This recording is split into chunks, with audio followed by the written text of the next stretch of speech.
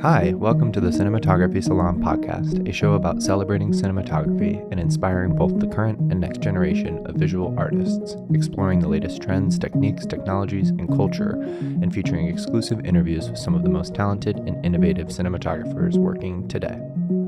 Hello, so we're back. My name is Peter Pascucci, and here with me I have Oren Soffer and Zen Pace. Zen is a dear friend of Oren and I's and an incredibly talented director and creative director whose work spans narrative, commercial, documentary, and has a focus on raising awareness. They've raised millions of dollars in donations for nonprofits, and their work has really had a wide impact on many different communities. And so we're very, very excited to talk to Zen today. Hi, Zen. Hello. So we want to just kind of dive in, and I'm really excited to talk today and just kind of pull back the curtain on some of the inner workings of what you have going on. This is a bit of a unique guest, I would say, because Zen has the unique experience of having worked with both Oren and I, which That's is right. pretty awesome. Yeah. And so, I don't know, I was looking back at the work and I just really was reminded of how there's such a beautiful softness to your work. I find it to be incredibly tender. I think that it really takes its time. I think that a lot of the shots sort of exist in close-ups and macro and sort of in the spaces between shots, between the cut points and the edit. And I think if there's one thing that I really take away from your work always is the sort of spiritual nature of it. And I just wanted to kind of hear from you on how you bring that quality into your work and, if it has anything to do with your sexual identity or your gender identity, or if it's just sort of who you are.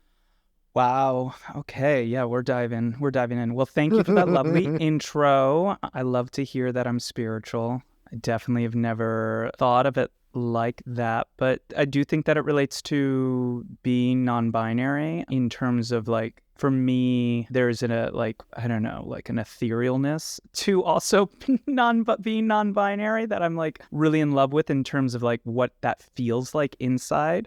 I had this experience the other day at the coffee shop, and I was getting a coffee, and the woman there was like, "Oh, and then she paused, and then she said, "Wait, I'm assuming they?" And she was like, "Your pronouns are they?" And I was like, "Yeah," because I don't look. I look like a kind of a white bro. Unless unless I'm, fiercing it up, I'm generally I'm a little bit of a schlup sometimes. I need to have a rebrand, which is a whole nother thing. I need to get my tin photo. Jesus, Peter. Yeah, I need I am literally working on, it's in my Notion. It's in my Notion is the rebrand. New face, new me, new year. It's on the calendar this year. It's definitely on the calendar. Concrete goals. Yeah. I think everything for me is about balance. If something is going to look absolutely stunning, it also needs to have a clear emotional impact. I think that in our industry, there's such a saturation of things that look stunning that have zero emotional impact, and it's fast food. It looks great, but then we move on. And it's kind of why I'm not too worried about, and we don't need to really go into this because we literally me and Peter were just talking about it, but it kind of is why I'm not too really worried about AI is because, yeah, sure, AI is going to make a ton of stunning images that they're just siphoning from other images that are conceptually beautiful. But what it won't do is have a heart. What it won't do is create those stories and know how to ask the question to that subject who's had years of trauma and how to grasp those internal emotions from people, whether it be documentary or through your inexperienced actor, navigating those emotions in a way with the me as the director and them as the actor or the subject is something only a human to human can do. And that's what I think creates that's what I strive for in all of my pieces is that kind of a soft, beautiful, human-like quality that also is gorgeous to look at. It's what I crave. Do you find that contradicts the commercial world? You've been moving more into directing commercials lately, but obviously I've worked with you in a narrative context. We did a short together. Do you feel that those are very different? Is there a tension that kind of pushes against this a little bit in the commercial world? And how do you navigate around it? How do you still find a way to bring it all back to that feeling, even when you're selling, I don't know, hair products? Yeah, I mean, I guess it also depends the type of director you are, right? Like if I was like a tabletop director, a lot of this isn't going to apply. Like we're not going to be talking about like the spirituality of shots when really they care about like a, really cool slow motion iceberg lettuce shot, which is great. Like there's that deserves its own thing. For me, I think the way that I am, I'm still very young in my career, but the way that I'm pushing forward in it is like the creative that I will see is generally going to be created by an agency who they know that a part of it is like, it'll have some heart no matter what. Even if I have seen, even if it's like, for example, like a recent McDonald's brief that I saw and it's just basic. It's my job to bring out as much delicious humanity as possible. And it makes me think about not early, but I think about 7 years ago when Miles J was really hot and was doing Volvo ads and was bringing a lot of humanity and narrative stylization to those ads in a way that car commercials we haven't seen yet. I'm attracted in doing that in a variety of different commercials. And I think there's always going to be a little bit of that tension because at the end of the day, like the client gets what the client gets. I never understand when I hear directors complain about like the commercial world in terms, like it's just, we're making films. It's a fucking privilege. Like, of course we're going to bicker about things no matter what, but like at the end of the day, that's what we're doing. We're making films and it's our job to bring the humanity to whatever that brief is. I think that what you're saying is so like hopeful and wonderful. This idea that like regardless of the medium that you're shooting in, you should treat it like a privilege. I think that's an incredibly refreshing thing to hear. I feel like on previous episodes, Oren and I have kvetched on this idea. I mean, my whole thing right now is like, and we talked about it quite a bit, but it's this idea of like, how do you avoid building your identity around the projects that you're working on? And especially when most of the projects you're working on are commercials, how do you avoid having that become your identity? And I think that what Zen's saying, which is kind of beautiful, is that like at the end of the day, it's just a privilege to be making anything. I mean, I totally subscribe to that too. And I think both things are a little bit in conflict, but I think that that thought process makes total sense why you create the types of right. Like the act of creation, I think is inherently in conflict because it always requires resources and it always requires some sort of financial and physical support that oftentimes will be in conflict with the pure act of expression, especially in film, because what we do is so expensive and requires so much money, upfront costs and all of that. I do think it is really refreshing to hear that because I think it is very easy for us, especially DPs. I don't know if directors do this when they talk amongst themselves, but when DPs talk amongst ourselves, we're often kvetching about various things. And I think that's just part of our nature. So it is great to hear that. Okay, so I have a quick follow-up to that too. Everything you're saying is really speaking to me as well. And I think that's something that I'm very conscious about in my work too, and specifically about what I sort of put out into the world as like, this is the kind of work that I want to do and the kinds of projects I want to work on. I can speak to that from a DP perspective, but I'd love to hear from you, like as a director, how do you kind of plant your flag in the ground and say, okay, well, these are the kinds of projects that I want to work on. This is the kind of creative that I want to lend my voice to, or that I think I can lend my voice to bring something out of it that wasn't there, or to elevate something that already is there. Like, how do you take concrete steps to sort of guiding and shaping like the type of work that you attract, especially in the commercial world, that kind of fits this brief in terms of like being able to still use it as a form of expression and storytelling? Yeah, I love that question because I think it could, hopefully my answer provides some hope to other creatives. I know a lot of really talented directors who I still look up to them, who I know that in some fashion I've kind of surpassed in terms of ability. And I don't say that like with any sense of arrogance. It's just what it is. This industry is very what it is. You know where you are based on the way your reel looks. There was a director and the reason why that other director hasn't grown is because they don't take action steps. We all know directors who are with the top agencies. They're not doing any work. I know a director at Smuggler. They haven't worked for 2 years. Why?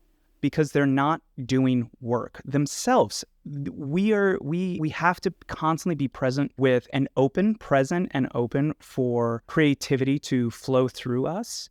And that can't happen if we're waiting We're waiting for you to validate me. We're waiting for the brief to come in. We're waiting for the agencies to take a risk on us. They're not going to take a risk. That's rarely what's going to happen. You have to make stuff for yourself and express that to the world. Seth Godin talks about this, an amazing writer, about shipping the work. And we're so precious, and especially DPs, which is great, bless you. But we're also precious about our brand and our identity. And like, I can't post this because, what could that mean? And there are directors who I've talked with who have like, your last thing has to always be better than the thing before that. But why? Why can't we just make and continue making? And yes, you know what?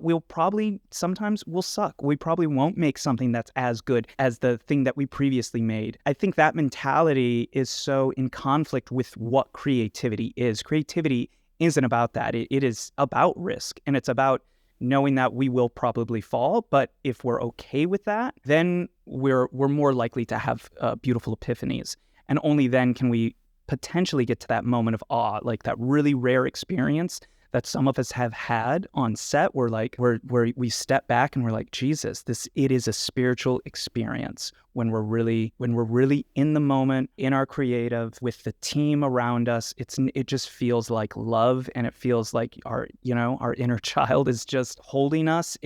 I don't know if I'm answering your question, Oren, but so this is great. Okay.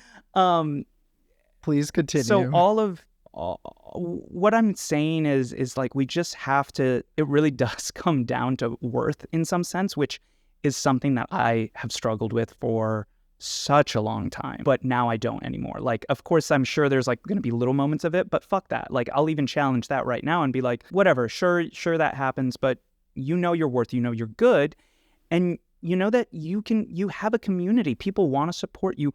Go make something. Go take a risk and make something, because then the jobs will come. How do you put your name out there? I am messaging production companies. I'm messaging directors that I'm inspired by. I had a conversation with like this lead rep the other day. I'm constantly messaging other people, and you do this, Oren, very well. It honestly is incredibly inspiring to me. Like you've always, like, as long as I've known you, you've done that, and it's because we have to be obsessed with this craft. This is a craft that requires that. And I'm a geek for this. I am a geek for filmmaking. All I want to do is talk about it. I wake up, I'm thinking about it. I want to only be getting better because it's just fun.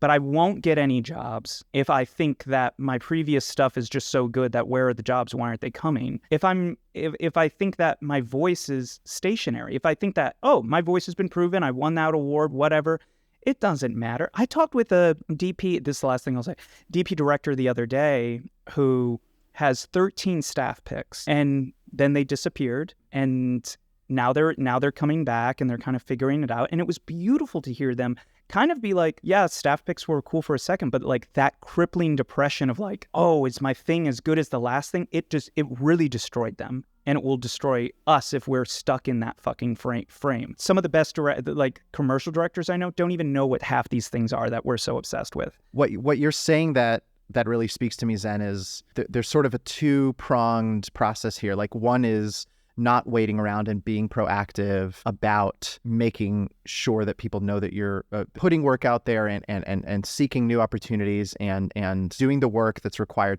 to get your stuff out there. All of that is one part of it. But the other part of it is, once you're reaching out to people, they are able to then see through your actions and words and the way that you carry yourself, and even the way that you are present yourself in this podcast and express your feelings and thoughts about all these topics, shows that passion and that love of the craft and that love of creativity and expression. And it's just all there to see. Like, you don't need to prove anything to anybody. They can just see it for themselves. And I think that's really, really beautiful, because I think that a lot of us DPs certainly, and I'm sure directors do this as well, spend a lot of time self-editing and maybe even kind of censoring ourselves in terms of how we choose to express ourselves, what we choose to put out into the world, and what we choose to spend time and invest resources into in terms of our own creativity. So I think everything you're saying is really, really beautiful, and I hope people are listening closely.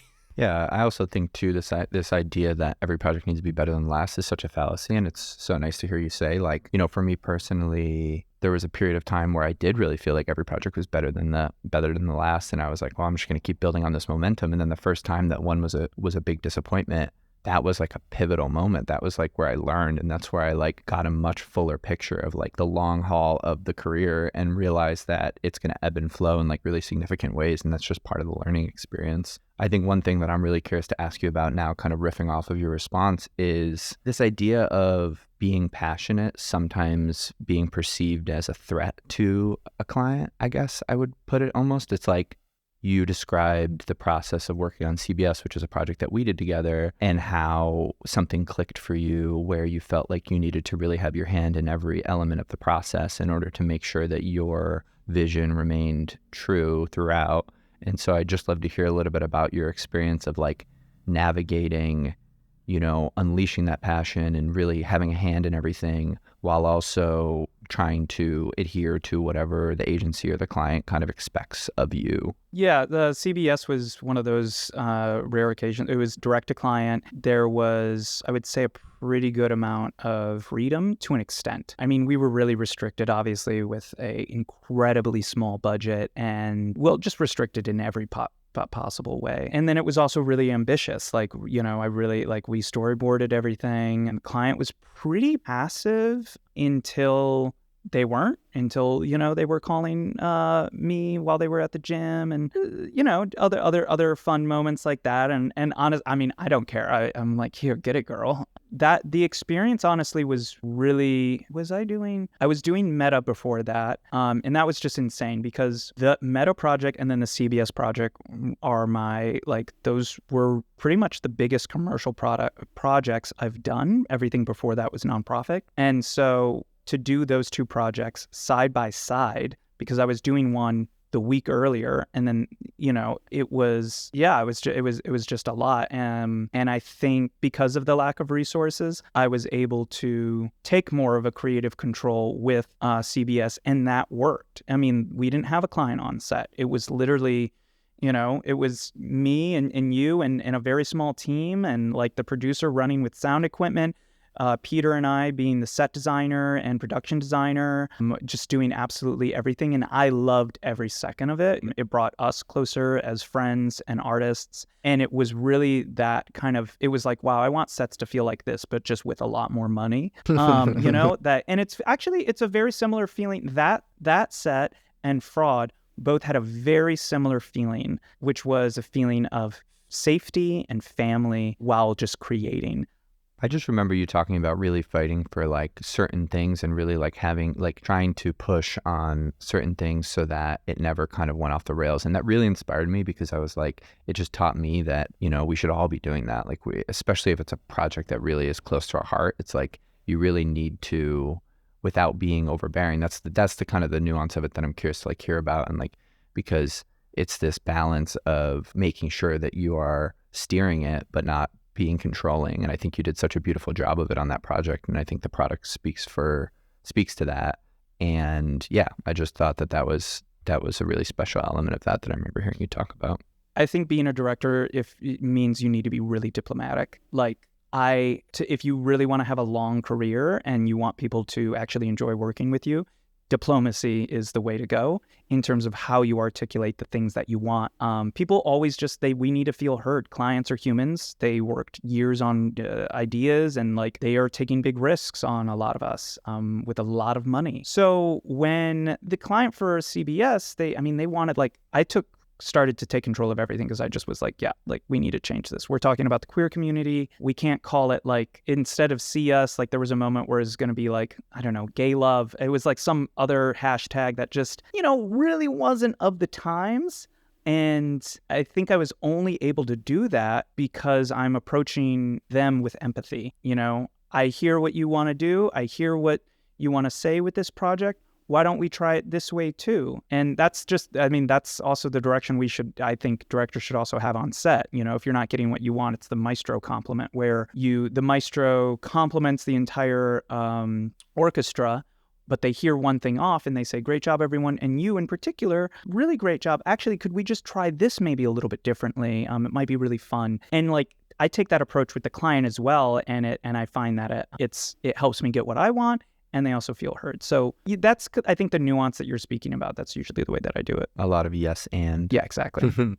Zen, shifting gears slightly, one of the reasons I think Peter and I are both very excited to have people who aren't just DPs on the podcast, and especially directors, is to hear about your perspective on cinematography, sort of from an outsider's view. First and foremost, I'm wondering, what do you look for in a DP, and what influences your hiring decision? Like, how do you select a DP for a project? I feel like I'm so intimidated by the technicalities of things that I feel like I'm gonna, I don't know, say the wrong. I mean, what do I look for? I look for, I think there are DPs out there who get a lot of work, and their stuff, it's the kind of what I said earlier, and their work is absolutely stunning. And, you know, every DP, we're all obsessed with them. But if you look at their work, you notice that not a lot of it has that, you know, the heart. And I look for DPs who are working on projects that have heart, and they have heart because it's in the addition of cinematography. I think that same as music, like music is such a heart of the piece. The cinematography is the heart of the piece. And like, it's not just to make things look pretty. It's the relationship, and it's so much more than the technicalities. It's the relationship that you have with the DP. You know, just so I'm clear, the question was, what do you look for in a DP? And how do you choose DPs for your project? And I think it might be worth mentioning, if you've encountered, especially in the commercial world, like some outside influences that might weigh on that decision, because I know that sometimes that happens. I pay no attention to that. I pay no attention. That has happened to me. That always happens.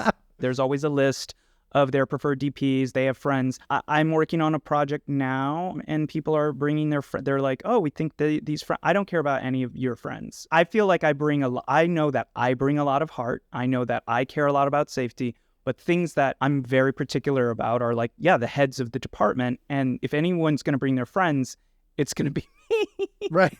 Bringing their friends. Not, you know, I trust my taste. And it takes a lot to get there for you to trust your own taste, but I trust my taste. There's this other thing that I've been thinking about in terms of, yes, I want to bring heart. Yes, I know what I want it to look like. And so I trust certain DPs with that look. One thing that I've actually been kind of struggling with is like, I want to have, you know, 3-4 DPs that I work with, but with DPs, I find that they have such a particular style, you know, and they're always building on that particular brand and style. I see more genre-less directors than I do genre-less DPs. So it's kind of a question for the both of you. Would you want a director to to come forward to you with like, let's say, a project, but the style is completely not like yours? I think it's like a dream for DPs to be approached with that, honestly. Like, I think it's I feel like it's kind of similar with directors too, right? Where it's like, maybe you've done a certain type of work for a long time, and all you want to do is the opposite of that, or something totally that's a departure from that. And I would personally view it as like a very, very exciting challenge. But Oren, what do you think? It's interesting. I always talk about DP's style from a perspective of that. I think every DP's style, quote unquote, the ones who have sort of a distinct identity to their work, is really just a culmination of our taste, our aesthetic taste, in terms of both what images we create, and then also what images we choose to share with the world, right? Because all you see from a DP is what we curate and what we choose to put out there. For me personally, especially in the narrative world, I'm definitely mostly interested and attracted in projects that I think would be aesthetically interesting. You know, it's less about conforming to a style or doing something that I already feel comfortable with or familiar with. I actually also really appreciate opportunities to challenge myself and try things that are new and different. That said, I know what I like, and I know what my taste is for imagery, right?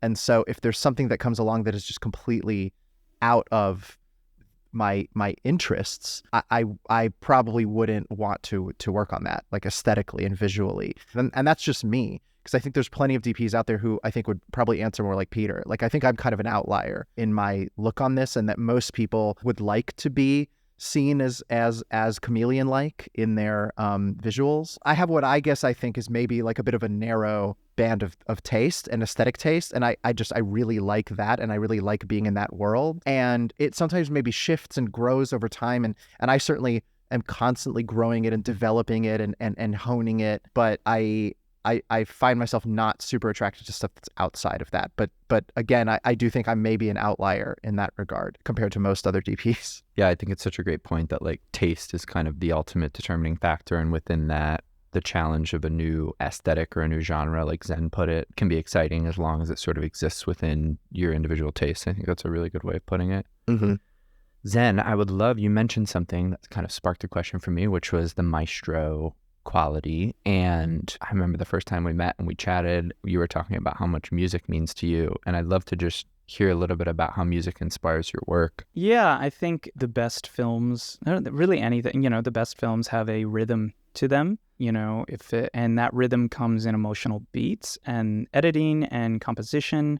Music helps influence those moments massively. They help influence the edit massively. And I think I love creating a playlist for a deck. I love listening to music on set using that playlist. And I am a creator who constantly getting new ideas, and I'm constantly inspired by new things, almost to the point where it's like it's absolutely overwhelming. So when I create and I select those songs, I know that that's my North Star. Like, we're staying in this realm. This is the feeling, because every scene, what are we trying to achieve in this scene? What is it? What is the emotion we're trying to get across?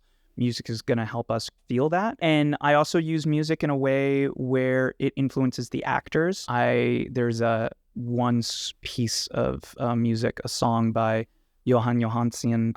Hopefully I pronounced that right. That is, I won't say it because I don't want anyone like my secret tool. It literally always devastates people, and I love it. I play it while I do an inner child exercise with them, and like I guide them through a room and do all of this stuff, and they generally like are immediately so much more connected with their own sense of vulnerability. Whatever we get on screen is going to be authentic, gorgeous, and just, yeah, it's going to be real. And like that is because I'm using music literally in our set to help inspire and motivate performance. And then I'm also listening to it internally. And this started way back when I was fucking playing Romeo in high school. I used to listen to the Harry Potter soundtrack right before everything started to kind of hype me up. I've only really listened to soundtracks my whole life. It's everything. It's absolutely everything to me. Do you do that technique on commercials too with talent, or is that more of a narrative thing? Yeah, I do it whenever I feel like it's appropriate. So I've done it. I did it once on the CBS thing. I brought someone to a room. I also did it on Meta.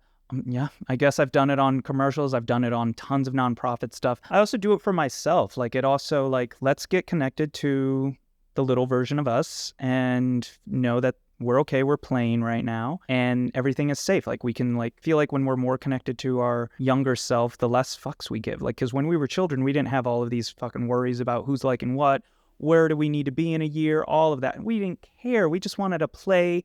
I just wanted to have my bamboo sticks and act like I was a sensei in front of my lawn, or a Sith Lord, or I was always a Sith Lord. If we're being honest, I was Darth Maul is Darth like Maul. my Yep. Darth Maul is my non-binary queen.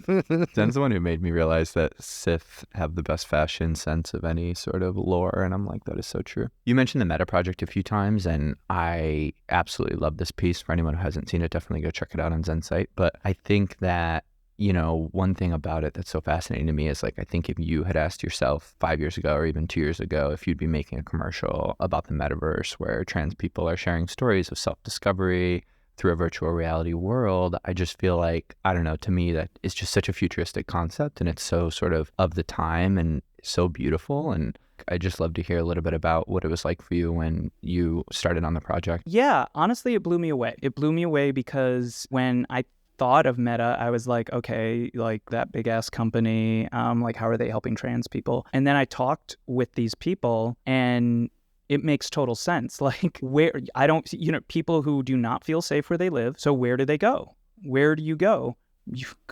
You go find your communities. That's what everyone does in the internet. Like, people are finding their communities on Facebook, on Reddit. They're finding these forums to feel safe. So why not do it in a world where you can also look the way you really want to look, be the way you really want to be? And that's what the metaverse can offer. I mean, one of the people, a trans woman, felt more in their body in the metaverse than they did in reality. And in some sense, it's kind of a sad thought, but in the other sense, it's kind of beautiful in terms of like, there's so many negative connotations for what technology is doing in our society. But there's a book called Glitch Feminism that talks more about this. Is like it's just the next step of our evolution in terms of where we're going, and why can't we use these tools to be even more human, as this trans person is doing? You know, they feel safer, their community is bigger, all because of their experience in there. Those ideas blew me away, because I feel like my first thought is no. Like, what the hell are you talking about? But after, watching them experience it, it was really breathtaking. Like, they really found their community. Very rare that a commercial project like that has that much heart. And I feel like when I watch it, the final product feels so effortless, and it really doesn't sort of commodify the talent or the metaverse. It really just kind of feels real, and it feels hopeful, which I feel like is something that we all need more of these days. So really love that project. Amen. Zen, one quick question before we sort of get to the end. One habit of yours that you share on social media that I really am interested in and admire a lot is you have a very methodical approach to habit tracking and sort of tracking specific goals that you set for yourself. Can you talk about that? And you do it in this way that's very visual and very, very physical. But I'd love to hear more about this thing that you do, and where the idea came from, and how it helps you kind of keep track of your goals and achieve your life's desires. To properly answer the question, I just have to give like a little bit of subtext or backstory rather about why I do that, because this is new for me. Both of you know this, like I have five plus years of sobriety. My life was a dumpster fire for a good amount of time. I wasn't doing anything in film. I was an active drug abuser. Everything in my life felt chaotic. And then when I got sober, I really didn't start filmmaking until probably 3 years ago, like where I'm like, I'm going to take this seriously. I was working at a mental health company as a creative director, and they had Notion, and I was like, wow, you can we're organizing a whole team on this system. And that's when I said, okay, if I'm really going to accomplish my goals, anything that you want has to be managed, rather than hope. You can't hope your feature film into existence. You can't hope your healthy diet into existence. You can't hope, it's just like you can hope that one day it happens, but hope doesn't get you anywhere. The only thing that matters is like your actionable steps. The book Atomic Habits does a great job of talking about. It's those little steps. I think, especially with our industry and Instagram, we're assuming that everyone is just fucking crushing it, constantly working, everything is amazing. It's not. It's these little steps that these people, maybe they did a project a year ago and now they're posting it. Like, who knows what anyone's story is? I'm like rambling, but a part of my habit tracking is not giving a fuck and just saying, okay, it's kind of intimidating posting this stuff, but I'm doing it because it keeps me accountable. And that honestly was really scary for me. I think there's just so much pressure on Instagram, and I was like, I need to just put this out there to say to myself, I'm actually doing this. I'm gonna track my habits every day. And if I do that, I can also maximize the projects that I want to work on. So right now I have 7 projects that I'm working on in different capacities, in different ways. And I plan out everything for 6 months. The other way to think about it is in a year, there are 4 quarters. So what can I accomplish in this quarter? What can I accomplish in 2 quarters, 3 quarters, 4 quarters?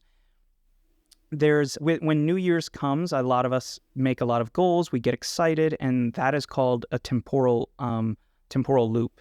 And it's this feeling that happens in society that there's like a surge of like possibility. That feeling then goes away. That's just what happens. But you can generate that feeling in yourself pretty much every week, every day if you wanted to. It's a belief system. It's looking down at your goals and being like, oh, that's right. Oh, that's right. I'm doing this. I'm getting excited about that.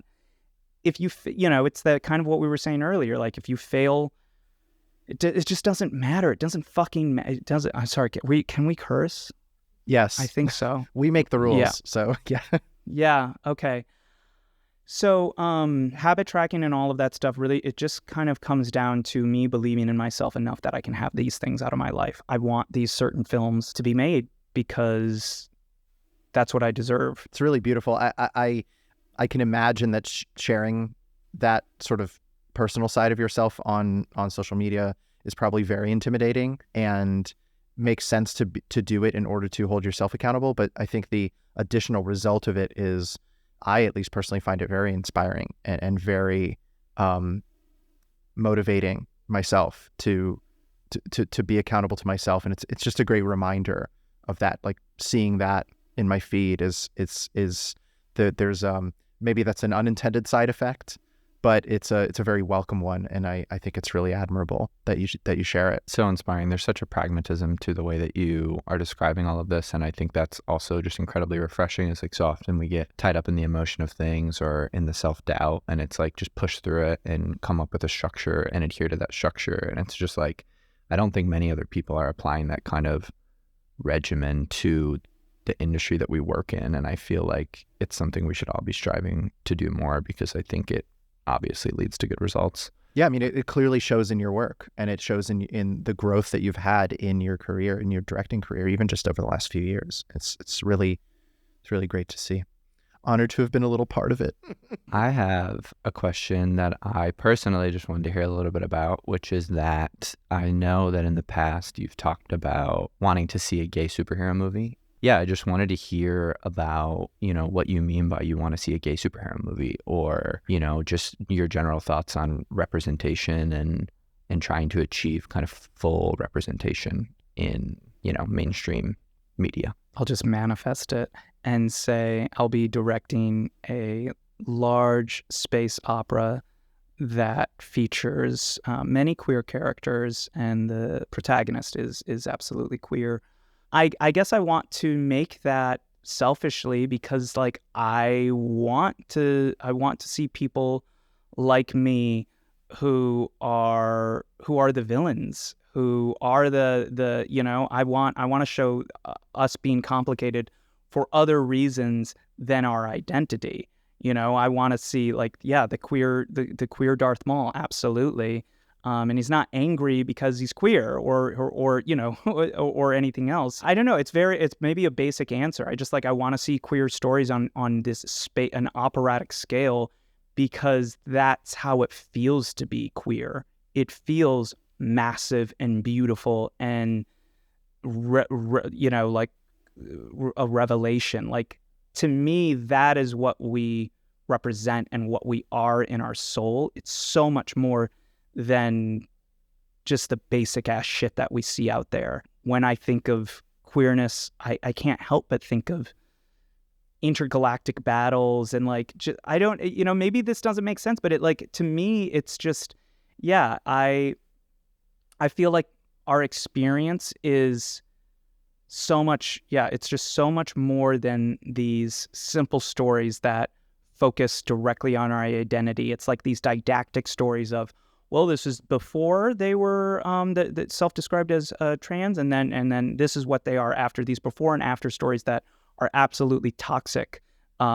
Sometimes, especially when they're directed by cis people and straight people, who often are directing these things, unfortunately, they don't help our community. I think they do the reverse, because that's what straight people are really interested in. And again, that is not, to me, our expansiveness. That's not what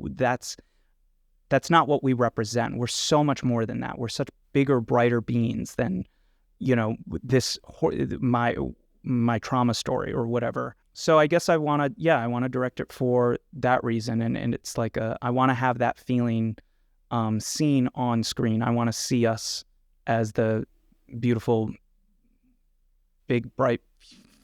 Okay, I'm done. Perfect. Makes total sense to me. Zen, thank you so much for joining us today. I am absolutely shook. Thank you both. This was really nice. All right. I think that'll do it. We'll see you next week. This episode of the Cinematography Salon podcast was produced by Peter Pascucci, Oren Soffer, and David Kruta, with original music by One Wave. We created this episode in partnership with the Cinematography Salon, and we would like to extend a special thanks to the salon community for sourcing topics for this episode. If you enjoyed listening to the episode, we encourage you to subscribe to our podcast and follow us on social media to stay up to date with our latest episodes and news. Thanks.